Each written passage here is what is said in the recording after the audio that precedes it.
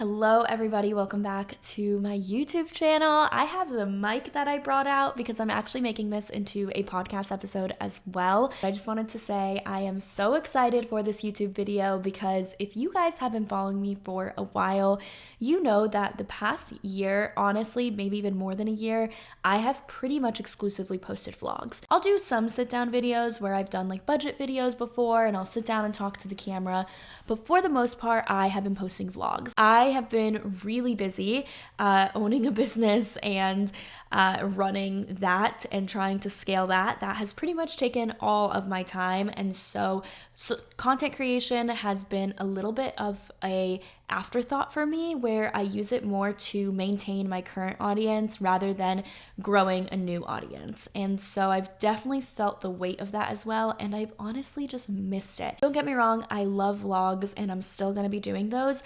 But I love helping you and I love providing value and I like to answer questions that I've been seeing people ask me a lot of. And with that, one of those questions is, how do I start on social media? How do I become a content creator? How do I become an influencer? And I am here to sit down and answer all of those questions for you and give you a very in-depth, detailed video on how to become a creator in 2024. This video is long awaited. I honestly should have filmed this last year. I kind of want to film it every year because I think every year it's going to be relevant and social media platforms change every year. And there's always like new tips and new platforms and new strategies and new tools that you can use. So I want to keep these videos fresh and relevant. But if you are watching this and it has been your desire or your goal to become a content creator or an influencer and you just don't know where to start, this is a good spot to start because this video is not only going to be really informative. I'm going to break down exactly how I think that you can become a creator and what I would do if I was restarting in 2024. I'm also going to hopefully motivate you and give you encouragement because I think people don't talk about the mindset as well as just like the actual tangible tips that you can use. And so hopefully this video is a little bit of both where it's mindset and it's also what the heck do I do and how do I get started? Because so many people get so intimidated by that and hopefully this is here to help. And before we get into the meat of today's video, I did want to say thank you to today's sponsor, which is Squarespace. If you do not know what Squarespace is, it is the #1 way to build an online website. And if you are a creator, I think that you should have something that you own, which is a website.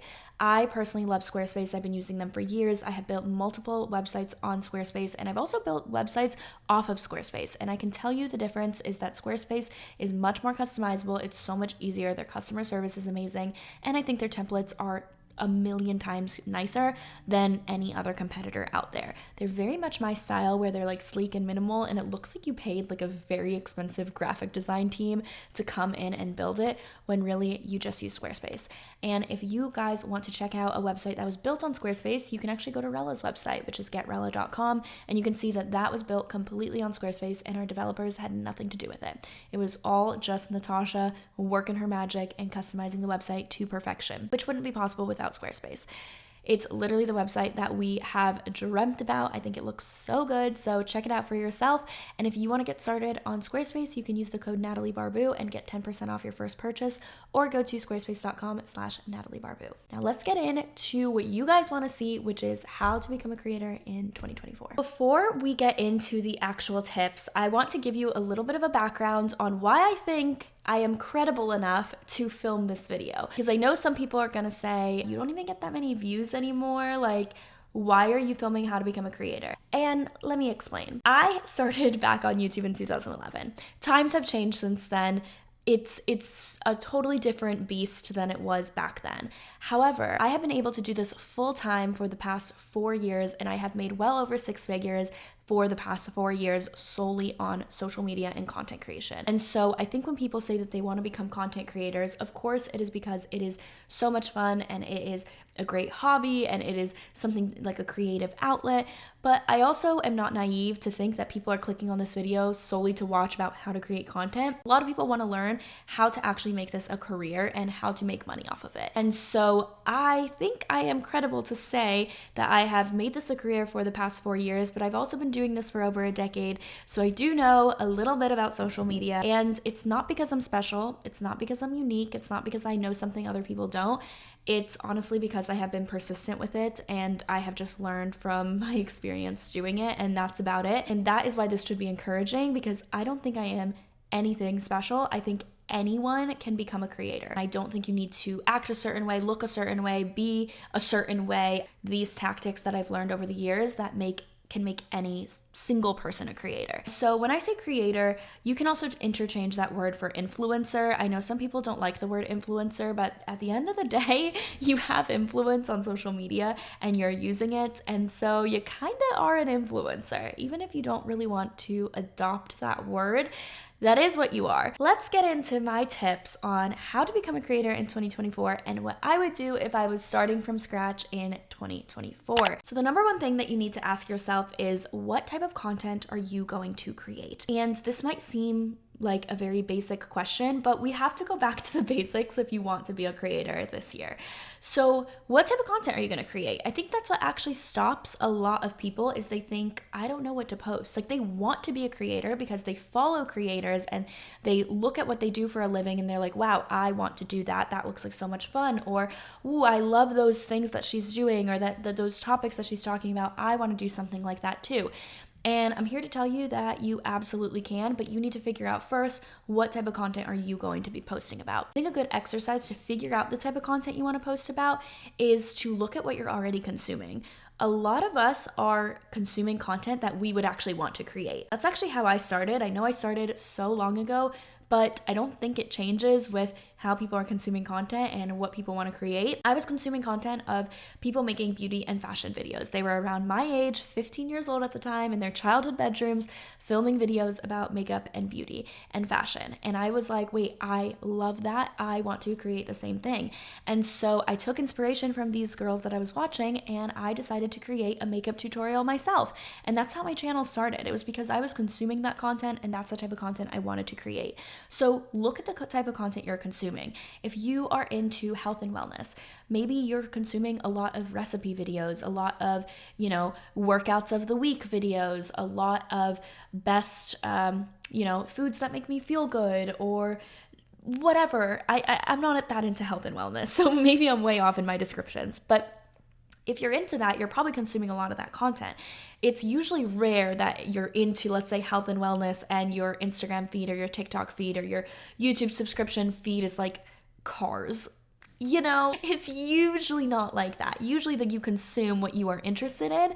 And so that is the number one place to start. And I think everyone that wants to create content usually starts off as a consumer. So that's step one. And then the next thing is, what are you genuinely interested in? What do you wish was out there? When I started posting about my engineering days in school, it was because I genuinely wanted to watch other people in engineering, and I didn't see that out there. I saw a day in the life content and I loved filming that, but I wanted to see something more specific. I wanted to see day in the life content as an engineer, and I didn't see any of that, so I decided to make it. So that's another way that you can kind of figure out what content you want to make, is if it's not out there, but you wish it was. Because typically, if you wish something was out there, other people wish it was out there too, but no one's doing it. And so you're already going to have an audience that wants to watch you, and you're going to stand out because you're one of the only ones. And I'm essentially doing the same thing now, being a startup founder. I'm filming content that I wish I saw. I can't tell you how many times I would search startup founder vlog, and all I would see were these very tech bro-y dudes filming very highly produced vlogs about being a founder that would wake up at 5 a.m. and check the news and chug coffee and get to work at 6 and you better grind or you're never gonna make it, like that type of content. I didn't really resonate with it. So I started creating the content that I wanted to see. And I think a lot of other founders now have found my content and enjoy it. And so I think that's another way to figure out what type of content you're going to post, is what's not out there that you wish was out there. And if I'm being repetitive, it's because I do think that repetition sticks, and you need to kind of hear a bunch of examples before you get it in your brain that that is something that actually works. Also, I want to stress that a lot of people will say, oh, well, I just want to post content that's going to get me a lot of views, because ultimately I know you're watching this video because you want to get views on your content. Whether you've started or you're thinking about starting, no one wants to create content, upload it, and have it get 0 views. No one wants to do that. And I think it's fine to focus on numbers. I just don't think that it should be the end all be all is to have something get a ton of views from the beginning. But of course, people want to focus on numbers. That's normal. And I don't think we should villainize people for wanting to grow their numbers. Don't create content just because you think it's going to get you a lot of views, because at the end of the day, no one knows what's going to get a lot of views. You can have an inkling. You can think, oh, I think that this will do well. But if your content is only things that you think are going to go viral, it's going to be really hard to maintain, and it's going to be hard for you to enjoy it, especially when you create content that you don't even like just because you think it's going to get a lot of views, and then it doesn't get a lot of views. You're going to give up really quickly. So I actually think that the views can come in so many different ways, even in the ways that I just said. You're consuming that type of content, you would like that content, or in ways you wish that this was out there, and so that's why it's going to do well, because other people are like you and they also wish that that content was out there. Don't focus on the views as much as you're focusing on your individual interests. And then another question I get asked when it comes to figuring out what content to post is if you should niche down. I don't think that there is a right answer to this. I don't think the answer is yes, and I don't think the answer is no. I think it completely depends on your interests, which this should excite you because it's really based on what you want to do rather than pigeonhole you into being crap, I have to find the one thing I'm interested in. I do think there are advantages to both. So the advantages to niching down are that the algorithms nowadays are really good at targeting what they think that you will like. So if you are following a lot of, landscaping content, let's say, and then your videos are very niche landscaping content. I'm looking outside a window in my backyard, so that's why that was the first thing that came to me. If you start filming landscaping content, it is going to go to people who specifically want landscaping content, so they will automatically probably like your stuff and follow along. So that's good. That is the good part about being very niche down, is I think you can grow very quickly. However, when you are super niche down, it can also feel discouraging because you might think, I want to upload other stuff. I don't only want to stick to landscaping. I want to film a day in my life, or I want to talk about my favorite recipes, or whatever. Maybe you want to change it up. You feel kind of pigeonholed that you can only talk about landscaping because whenever you post anything with another topic, it doesn't get that many views. So that is where content pillars, I think, are good and have an advantage. If you don't want to niche down, I recommend content pillars. I think that your videos and your content should have a focus, but it doesn't necessarily need to be one specific thing. So if you're doing content pillars, you should pick 3 to 4 max content pillars. I think 3 is a sweet spot. And all of your content should fall in one of those buckets. And they should relatively be related somewhat to each other. For me, I post my personal life and my personal brand. I can post about a variety of different topics. People follow me because they like me as an individual, not necessarily for my expertise on a certain area, which I think is a good thing. For me personally, it's what I personally like, but my content pillars still make sense. So for me, my content pillars are being a content creator. So for example, this video would fall into that content pillar where I am talking about being a creator, helping other creators out. Second pillar would be startup content. So anything that has to do with being a business owner or helping other business owners and reaching that type of audience. And then the third one would probably be living in Miami content. So vlogs about being a 27-year-old living in Miami and going about my life.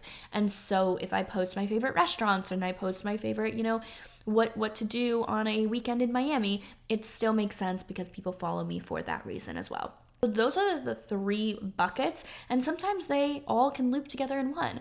I might post a vlog that has to do with me being a creator, living in Miami, and owning a business, and then it enters all 3 buckets. But I'm not going to post, for example, a landscaping video, because that has nothing to do with any of those content pillars. That way it actually gives you a lot of flexibility, but also a little bit of structure. So if you don't know what to post, you can kind of look at those pillars and be like, okay, what can I do in those pillars?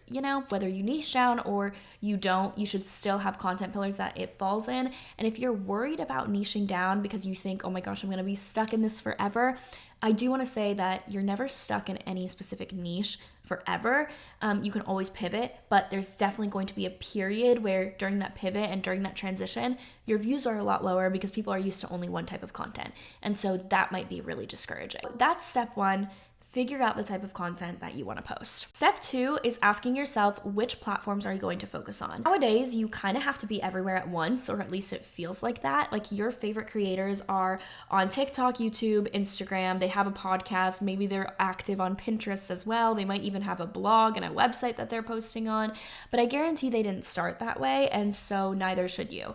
I think it's kind of hard to compare yourself to people that have millions of followers or have been doing this for a really long time, because they have more structure and they have more of their stuff together, because it's second nature to them at this point. Filming a YouTube video for me is pretty easy compared to someone who is just starting out and has no idea what they're doing. So you can't compare like my process necessarily, or the places that I am, to you who is just starting out. And I think when you think about your favorite creators, you kind of want to be at their level right away. But I always say this, do not compare your first video to someone's 100th video. They have been doing this a lot longer. They've exercised that content creation muscle a lot longer than you have. You have to just start. That should be the goal. Just get something out there. When I say what platforms to focus on, I think you should focus on 1 or 2 max in the beginning, because content creation is hard. And I am assuming if you have stumbled upon this video, you probably realize that and you're like, I need help. Let me search how to become a creator. So I am here to help you. I think everyone should have an Instagram account, and everyone should have an Instagram account that is public, that they are posting on, because Instagram is going to be your central hub. It's going to be your community, and it's going to be like where you update people and where you can communicate to them. I love using Instagram as like an engagement builder or a community builder. If you follow me on Instagram, I always have a story up. It is very rare if I don't have an Instagram story up. And I wonder if that annoys people in my personal life. So if it does, I'm sorry, but I'm also not, because it's my way of speaking to my audience. I am constantly sharing what I'm up to, what I'm doing. I am responding to DMs. I am responding to comments. I am posting photos just about my life and about, what's new and any announcements. That is where you get the most up-to-date version of me and where I am building my community. Next, what are you going to do aside from Instagram? And Instagram can be your only thing. When I say focus on 1 or 2 platforms, maybe it's just Instagram. That's fine. Nowadays you can grow via Reels. So this still pertains to if you just want to grow on Instagram. But if you're going to add another platform, which one is it going to be? I specifically like to talk about YouTube and TikTok. I can make an entire video on podcasting. So if you do want to learn more about how to start a podcast, I will make a separate video on that, because that's a whole different beast than YouTube, TikTok, and Instagram. The next platform, which is it going to be? Is it going to be YouTube or is it going to be TikTok? And I think that if you tried to focus on all 3 at first, you are going to burn out and you're probably going to quit. So don't beat yourself up, just focus on one. Honestly, if I were starting in 2024, I would actually recommend starting on TikTok. You might be watching this on YouTube and you might say, what the heck? Why are you recommending starting on TikTok? It is because I think it is easier to get discovered and grow on TikTok and to create content on TikTok than I think it is YouTube. You are going to have a limited amount of time, and you are going to, you have other things, you have a job, you're working somewhere else, you're a student, and you are trying to grow on a platform. I think TikTok is a lot easier today than YouTube. But that's not to say that I don't think it's possible on YouTube, or that I don't think YouTube is a great place to start either. That is just what I would personally do if I was starting again in 2024. Regardless of what you decide to do, pick one of them. Which one is it going to be? Now, this is also important. In order to grow your following on Instagram and to grow your community, I would try to make your Instagram username and your TikTok or YouTube username the same thing, so that when people search you on any platform, they find you. And I also think, depending on the platform that you go for, your equipment that you're using is going to be different and it's going to vary. So for example, if you are starting on Instagram and TikTok, you don't really need a professional camera. You just need a phone. So if you have a smartphone, you're set. That is literally all you need. And then in terms of editing, I would use CapCut. It's free and it's like the best, easiest editor to edit on your phone. A lot of people will wonder if they should invest in a high quality camera or expensive editing software. And my answer is no, especially in the beginning. Start with what you have. If you're starting on YouTube and you're doing long form content, then that's where I would invest in a camera. I personally like the Sony ZV-1. That's what I'm using currently. as you guys can see. Really tiny, so you can take it with you in your purse. You can travel with it really easy, so you can make sure that you're staying consistent and taking it along with you. But it's also really good quality, and I think it's definitely the best camera for vloggers. But I will have a bunch of other cameras linked in my description, so if you do want to check out other cameras and other options, then I will have those linked down below, and I'll have all of the equipment that I would get down below. So I'm not necessarily wasting time talking about it, but it will be in the description. That also is platform dependent. Even though I have a professional camera, I don't use it for like Instagram and TikTok. So definitely your smartphone is good enough. And I know some people wonder, like, okay, if I'm using CapCut, which is not necessarily an editor within the social media platforms, like I'm not editing within Instagram, I'm not editing within TikTok, does that mean, you know, the algorithm's not gonna push it? I think way too many people focus on these little algorithm life hacks rather than focusing on creating actually good content and content that people want to see. So that's why I actually would recommend still editing on a third party and then uploading it directly onto like Instagram and TikTok, because it just saves you time. It's the ability to repurpose is so much easier. And so I definitely would recommend that over just like editing within the app and then having to edit within every app that you're posting on. Just use the third party. It's not gonna flop just because you didn't use the TikTok editor. I've seen people say this with a lot of different things. Like, if you use the same hashtag for every photo, your photos aren't gonna do well. You shouldn't use hashtags sometimes so that the algorithm can push you out. Your captions need to have this exact word. There's like so many hacks like this, and they just don't work. Like, everyone says something contradictory to the other hack, and so what you should focus on is just creating content and being consistent rather than these little hacks that people think that they understand the algorithm. I actually spoke with someone at Instagram about the algorithm specifically, and she also said, she's like, listen, we don't pay attention to all of these little things people are saying. How the algorithm works is that if your video is engaging, so people are liking, commenting, and staying on, and people are actually like watching the video, that is what the algorithm promotes. So that kind of brings me to my next point, which is strategizing and organizing. You have to have a plan. And again, I've said this before and I'm gonna say it again. If you are watching this video, you clearly have recognized that content creation is not easy. It is not a walk in the park. It's not gonna be something that, you know, you can just kind of throw up on a whim and you're gonna do really great. I think especially if you also have another job, or if this is a side hustle for you, or you're a student, you need some plan, or else content is never going to go out. And with strategy and organization, that's where consistency comes in, and consistency is so important. If you post a really great video but you're never consistent, you're not going to grow. So you have to be consistent, and I'm going to talk about it in a little bit more about like quality over consistency, or consistency over quality. But consistency matters, and that is the point I'm trying to say. And if you don't have a strategy or a plan, I promise it is going to be so much harder to be consistent. So I'm going to show you what I use to strategize and keep track of everything. And I obviously use Rella, which makes my life so much easier. And that is why I created Rella, because of people like myself who wanted a tool that, you know, could help me organize and streamline everything. So I like to plan my content based on the week or the month. I'll either do a monthly calendar or a weekly calendar, and it just completely depends on how I'm feeling at the beginning of the week and at the beginning of the month. I try to do monthly for YouTube and then weekly for Instagram and TikTok. But sometimes that doesn't work out, and so I'm flexible with it.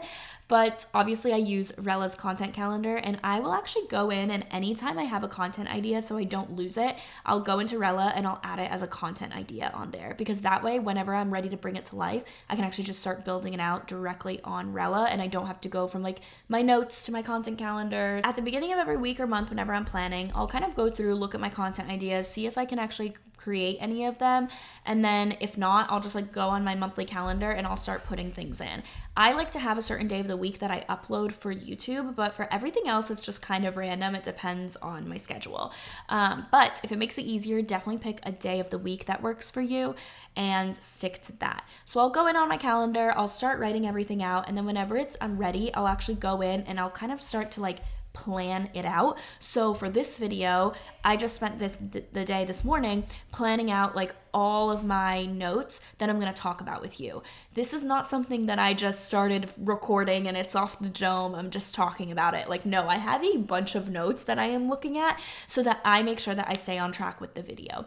And I even do that for my vlogs because I have been feeling kind of discouraged when it comes to my vlogs lately. I feel like sometimes I'll pick up the camera and record and then I just like hate the video that I recorded because I felt like I got nothing done in it.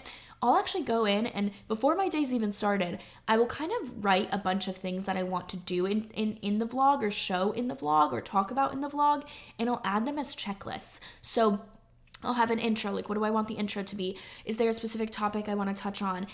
What am I doing that day? Like based on my calendar, and I'll make sure I have a checklist of like, make sure I get that done. And you can even put like a time and date. So like, let's say it's like you're going to lunch with your friend and you want to make sure that you don't forget to film it. I'll literally put the time and the date and then it'll send me a reminder and I'm like, oh, got it. So I will try to do as much prep and planning because that way when it's actually time to film, it literally makes your life so much easier.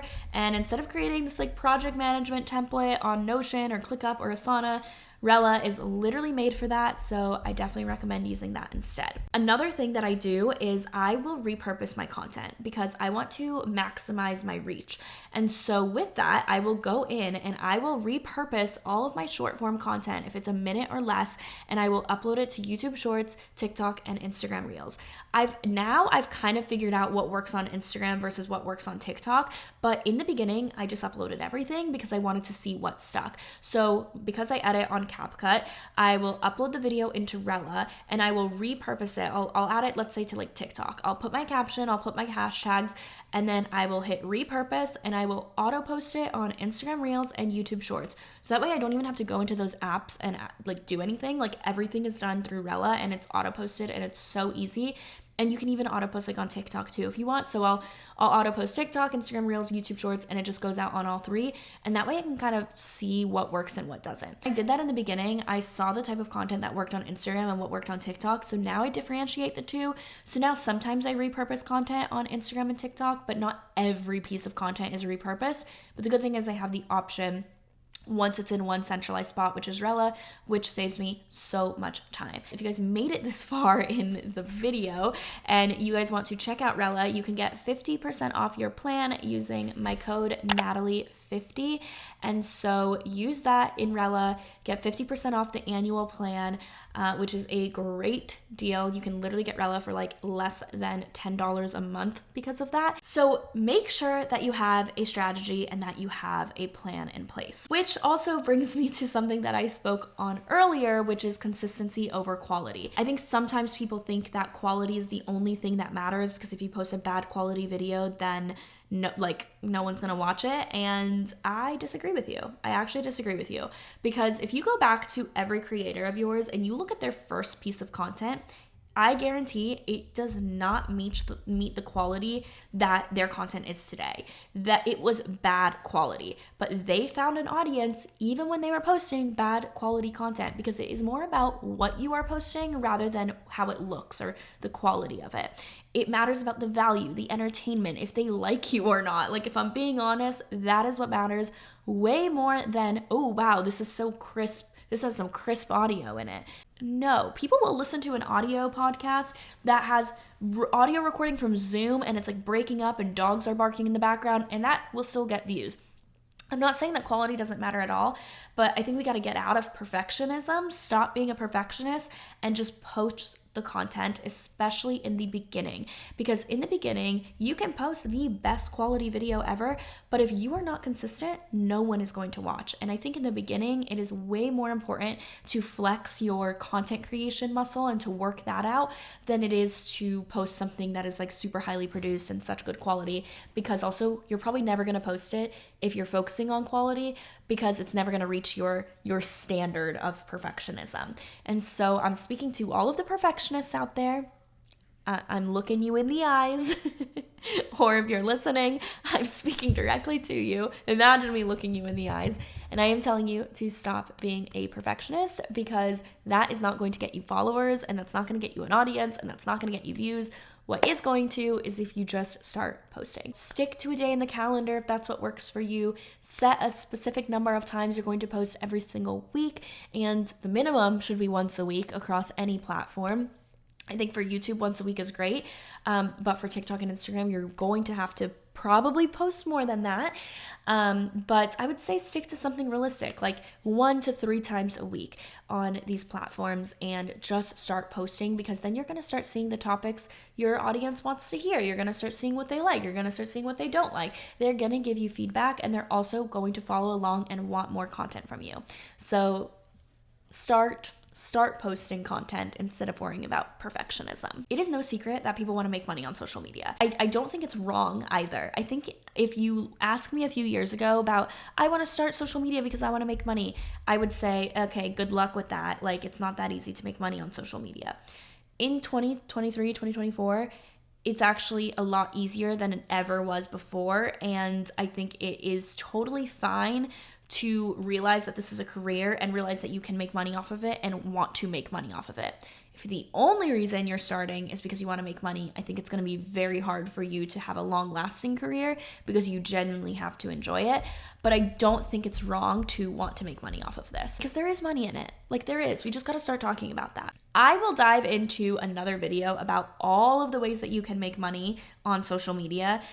A brief overview, mainly brand deals, but there's also affiliate marketing, there's AdSense, there's community memberships, there's so many different ways that you can make money as a creator, and the limit is literally endless. Like, there are so many different ways that you can make money.